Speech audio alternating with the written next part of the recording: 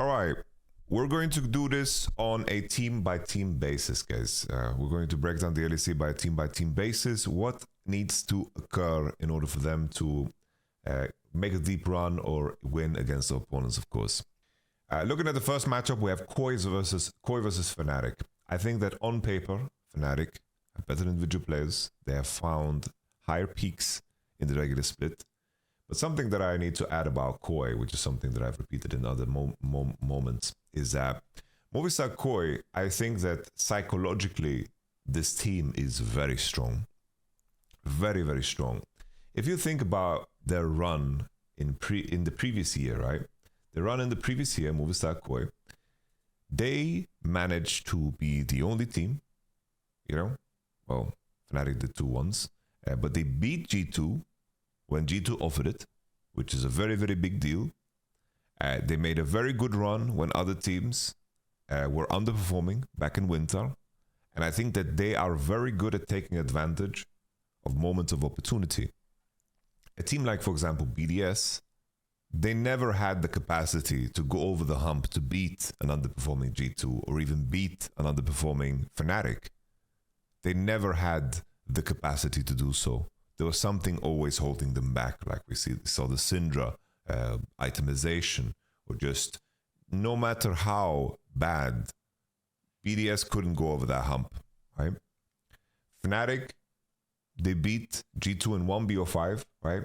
In that Nidalee game 5 that they dropped on G2, but it wasn't a final, right? Fnatic always has been at the brink of elimination, has always, in the recent years, have changed. When I was in Fnatic 2022, we were at the brink of elimination the entire time, and we took Excel to 5 games, and then we beat, of course, Mad Lions, and then we played against Rogue and lost, but our path there was always at the brink of elimination, and we fought back, and we did it hard, but of course, the players were different. It's like Hilly and Wunder are big game players, right? So, of course, even though I worked with Razogan Humanoid, I do think the years after that were a very, very different composition of Fnatic players, even though the mid-jungle was different. Okay? So, Koi, I do think that they have the confidence to beat teams that underperform. My main concern about Koi is Georgia Pune. I think Georgia Pune has not been that impressive. I think that they managed to defeat a very underperforming GX, because GX, ever since week 2 in regular split, haven't been the same. They are very cursed. I don't know if you guys know the storyline of what happened as well. That basically, let me scroll down. I'm gonna find it here on Reddit. So basically, there was a situation in challenges where Giant X Pride was ahead 10k gold of Barca Esports during game 3, and on the way to defeat them 3-0. After Barca successfully defended the Nexus, GXP, ADC all chatted, "Let us finish, man." But soon after, GXP lost game 3 and ended up getting reverse swept. How crazy is that? They got reverse swept. This is the most... This is just the most cursed thing ever. The reverse sweep is complete. GX is just cursed. But that's a side note. That's just a side note. Plain and simple. Back to Movistar, I think Georgia Pune has not been performing well. I don't think they has found himself. I don't know what Koi, like what he performs on. I thought his Thalia games were like fine. I thought his Azi was not the greatest. Jace was not the greatest. I thought his Aurora was fine. His Ari was like whatever. And my main concern is that, I think that Elioya is a very strong player. Alvaro super strong player. Midwin, I really, really liked his Vex counter pick that he dropped against GX. I thought that was super cool. I think Koi is a very cohesive team, but also a predictable team. I think if Fnatic are letting the side lanes breathe and they are playing with the fact that Koi are textbook overgroupers, I do think that Fnatic should be able to win an economic game. But that's the main issue. 113 put pressure on Fnatic. And usually, I would think that Fnatic now, with their new players in bot lane, new coaching staff, I gave them the chance to start with no luggage, right, from the previous years. But after this one, I feel like all of that luggage is now back on them. The top side remained the same, even though I think Oscarini was the one who carried Fnatic over the finish line with some help of Upset in Game 3 on the Jhin.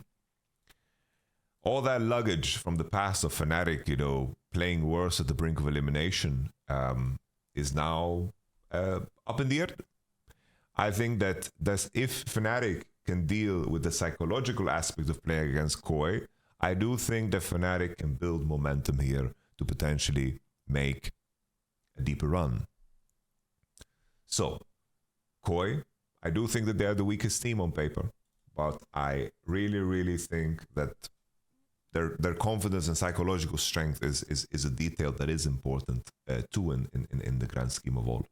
And Koi, I do think that in a best of 5, a lot of champions that they rely on, in my opinion, in order to win games are going to be out. Like they're not gonna be able to get Vi, Maokai, and so forth. Best of 5s is a whole different beast. And then, of course, there's some champions there that I think Elioya plays well. Additionally, on top of that, like the Zyra, the Nidalee. But I do think as well, there's too many games where Alvaro picks Braum when he shouldn't be picking Braum. I do think also over time, Alvaro as a player plays he plays less champions than I would wish to see from him. But I repeat, I think that Koi, the angle, the copium is the confidence angle. And Fnatic, having a situation where, let's say they lose game 1, I would be very concerned then for Fnatic, It might just be lights out from the get-go. But Fnatic should be better. They should be better. Fnatic should be better than KC too. But it's very, very hard to believe that right now. KC, the main thing they need to address, because I do think their gameplay is really, really damn good. I think KC is extremely disciplined. I think mechanically they are extremely talented. I want to show that game 2 in particular against G2, where in game 2, I wrote that in the wrong order, but let's just pull up the game 2. So there was this Drake 2 fight that occurred, and I just want you guys to pay attention here, because this game, I think G2 have a way better draft. But look at what Yike pulls off here. Obviously, G2 also make a lot of mistakes in terms of how they land the Nocturne ult and how they send it and how they combo together with Galio. Galio just walking here. And then look how Yike, Yike has a split-second moment. This is on the level of what basically Owner did on Rel. Of course, what Owner did on Rel was in a semi-finals at the World Championship against the perceived best team in the world, JDG. I understand the difference in that. But here, there's only, look at the moment that he has to make this play. The fear is tethering, the Q flash, and he hits onto Hansama. Hansama, if he uses his summoners on the Q, he doesn't have flash apparently. I forgot that part. He's just getting comboed by Tagamas. I think if he didn't take this opportunity, I think this game would just be over on the spot here. And G2's draft would just be outmuscling the enemy. But G2 played worse, and KC capitalized and mechanically looked really, really good. I think that's fantastic. So, on KC's side, I do think that the main issue for them is just their preparation.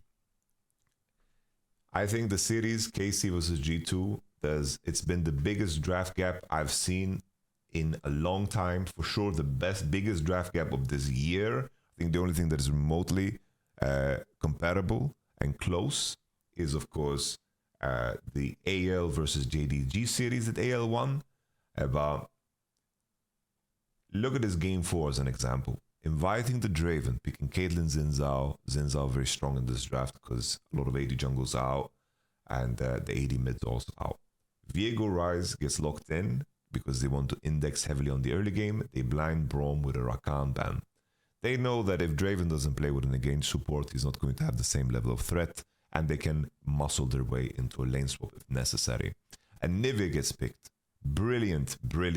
Really good against all three. Viego hates playing against Anivia because of the range disparity, and also that Anivia can use wall on E in order to, of course, reveal Viego, and also the egg is really good against Viego. Draven, he is mid-low range against Anivia. That's really hard to play. A wall forces your flash.